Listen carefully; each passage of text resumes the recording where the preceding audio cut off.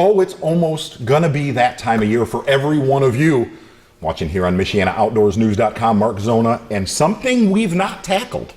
My friend Louis Stout said, let's talk about spinner baits a little bit, and most of all, let's talk about blade configurations and what size blades you use on the lakes around here. Number one, when our ice leaves the lakes and we get one predominant warming trend, our fish pop. Our fish go up shallow, and they really get in the realm of where they're within a couple hundred yards of where they're going to make love. And to me, right before bass spawn and right after they spawn is the best time to catch them on a spinner bait. The two baits I love the most in spring is a swim jig and a spinner bait. But I just don't just jump in my tackle box and I don't just grab anything. The first thing I'm going to do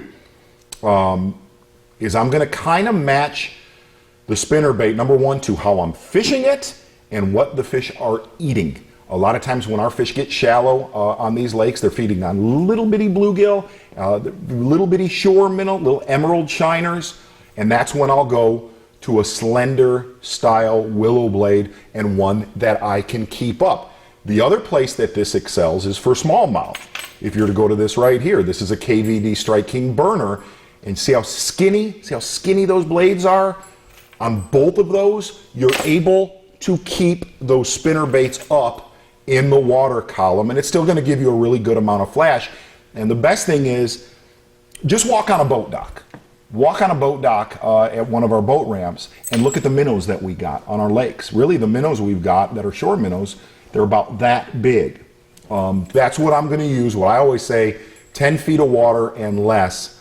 That's the kind of blades I want on my spinner bait. Now, when the fish get back out to their deep water haunts, you know, July and August, and it's probably one of the most underutilized techniques on our lakes, is slow rolling a big old thumper, okay?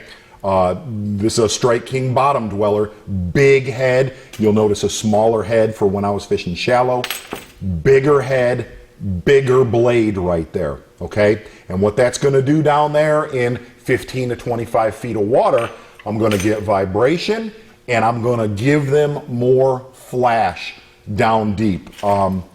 That's really how I keep it kind of stupid simple. What's funny is, if I'm catching big fish up shallow, I'll see how big I can get away with blades, because a lot of times the bigger the blades you have for largemouth, the bigger the bass you're gonna catch.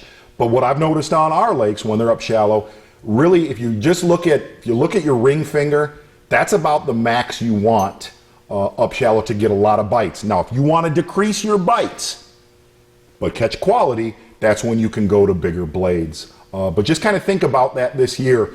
I don't use a smaller blade down deep. I want something, you know, I want a Las Vegas neon sign down there for them to track. But when I'm up shallow is when I go to them thinner razor blades. Good luck this year. See y'all.